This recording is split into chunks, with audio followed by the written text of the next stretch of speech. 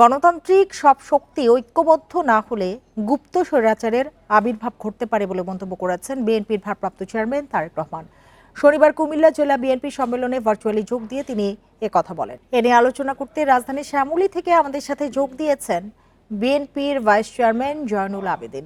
জনাব জয়নুল আবেদিন, আপনাকে স্বাগত জানাচ্ছি ইন্ডিপেন্ডেন্ট টেলিভিশনে। যেটি শুরুতে আপনার কাছে জানতে চাই যে ধর্ম নিয়ে রাজনীতি চলবে না, এটা কি জামায়াতের উদ্দেশ্যে বিএনপির হুঁশিয়ারি?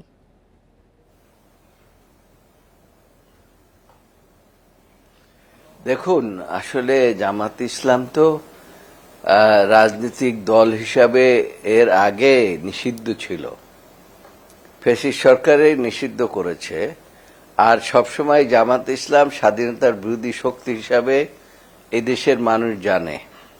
সেজন্য ধর্মভিত্তিক রাজনীতি বাংলাদেশের মানুষ নরমালি পছন্দ করে না, পৃথিবীর কেউ পছন্দ করে না। ধর্ম যার যার, রাজনীতি সকলের, এটাই তো নীতি হওয়া দরকার আর কি। সেই কারণে আমাদের নেতা জনাব তারেক রহমান সাহেব যে ঠিক ওই উদ্দেশ্য করে বলেছে সেটা না, তিনি সার্বিক অবস্থা চিন্তা করে বলেছে যে ধর্ম যার যার, রাজনীতি সকলের। সুতরাং ধর্মভিত্তিক রাজনীতি বাংলাদেশে মানুষ সাধারণত এখন পর্যন্ত গ্রহণ করেননি। বাংলাদেশের জন্ম থেকে আজ পর্যন্ত ধর্মভিত্তিক রাজনীতি গ্রহণ করেনি। এমনকি পাকিস্তানের সময়ও আপনার মনে আছে মুসলিম লীগ যে ধর্মভিত্তিক রাজনীতি করতে চেয়েছিল, সেটাও মানুষ গ্রহণ করেনি। কাজেই এই জিনিসগুলো চিন্তা করেই হয়তো আমাদের চেয়ারম্যান বলেছেন, কিন্তু পার্টিকুলারলি যে এই বর্তমান জামাতকে উল্লেখ করে বলেছেন সেটা আমি মনে করি না। তার কারণ আমাদের নেতা জনাব তারেক রহমান সাহেব তিনি সবসময় সকল রাজনৈতিক দলের প্রতি সমান শ্রদ্ধা পোষণ করেন। এইটা তার রাজনীতি। স্বৈরাচার আবির্ভাবের শঙ্কা জানালেন তারেক রহমান। তিনি গুপ্ত বলতে কাদের বোঝাচ্ছেন?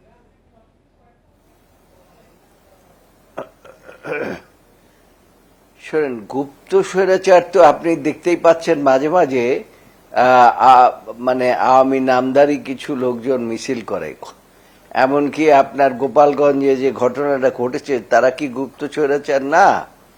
এবং আপনি মাঝে মাঝে দেখবেন যে মাঝে মাঝেই হঠাৎ করে দেখা যায় যে ছাত্রলীগ, যুবলীগ, আওয়ামী লীগ তারা একটা ঝটিকা মিছিল বের করে। এগুলো কি গুপ্তচর নয়? কাজেই গুপ্তচর ভিত্তি তো চলছেই। এখন এটা পার্শ্ববর্তী কেউ না কেউ ইন্ধন দিচ্ছে, বা কোনো না কোনো রাজনৈতিক দল এটাকে ইন্ধন দিচ্ছে, এবং সেই রাজনৈতিক দল ইন্ধন দিচ্ছে, অর্থাৎ ফ্যাসিস্ট যারা ছিল তারা সকলে তো পালিয়ে যায় না, কাজেই তারা এখানেই রয়েছে, সকলে তো পালাতে পারে নাই। সেই জন্যই তাদেরকেই বলা হয়েছে যে গুপ্তচর ভিত্তিক রাজনীতি উত্থানের সম্ভাবনা তিনি দেখছেন। কারণ আপনি গতকালকেও আমরা দেখলাম যে বরিশালের একটি অঞ্চলে আপনার এইভাবে হঠাৎ করে জয় বাংলা স্লোগান দিয়ে তারা নেমে পড়েছে, যদিও পরবর্তীতে আইন শৃঙ্খলা বাহিনী তাদেরকে গ্রেপ্তার করেছে। তারপরে রংপুরে আমরা দেখলাম যে এরকম একটা মিছিল হঠাৎ করে ঝটিকা মিছিল করে এই গুপ্তচর ভিত্তিক ভাবে তারা মিছিল সবগুলি মিলেই আসলে তিনি বলেছেন। আরেকটি বিষয় একটু জানতে চাই যে এই মুহূর্তে বিতর্ক ছড়াচ্ছে কারা? কেন করুণ পরিণতির আশঙ্কা করছে বিএনপি?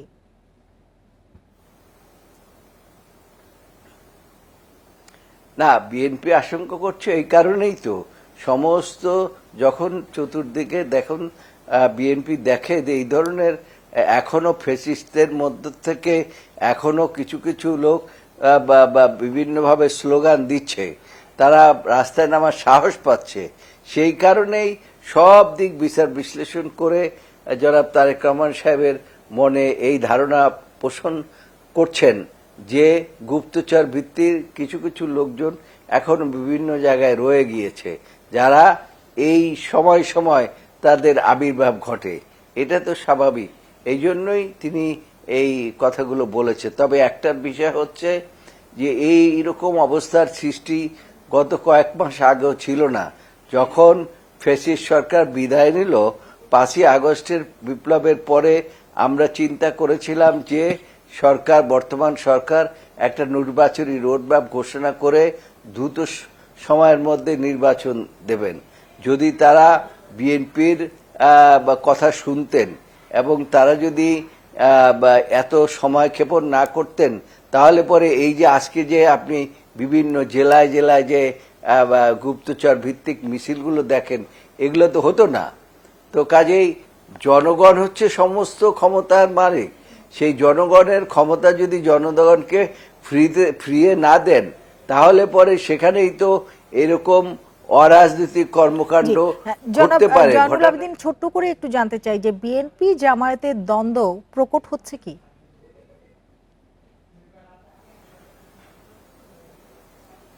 না, দেখুন, বিএনপি একটা ভিন্ন রাজনৈতিক দল, একটা বৃহৎ গণতান্ত্রিক রাজনৈতিক দল।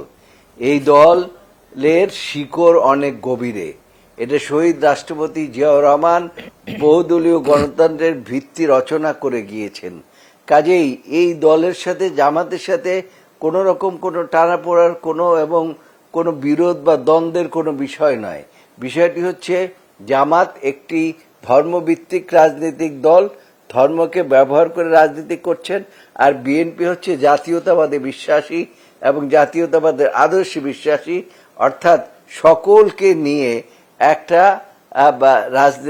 রাজনৈতিক প্রেক্ষাপটে এগিয়ে যাওয়ার দল। এবং এখানে আপনি দেখবেন যে তারেক রহমান সাহেব এই ফ্যাসিস্ট সরকারের পতনের 2 মাস আগেই 31 দফা ঘোষণা করেছেন। সেখানে কিন্তু তিনি কিভাবে দেশ পরিচালিত হবে সেটা তিনি সেখানেই বলে দিয়েছেন। অর্থাৎ এই 31 দফা হচ্ছে দেশকে এই স্বৈরাচার মুক্ত করে একটা পুনর্গঠিত গণতান্ত্রিক প্রক্রিয়ায় এগিয়ে যাওয়ার জন্য হচ্ছে এই 31 দফা।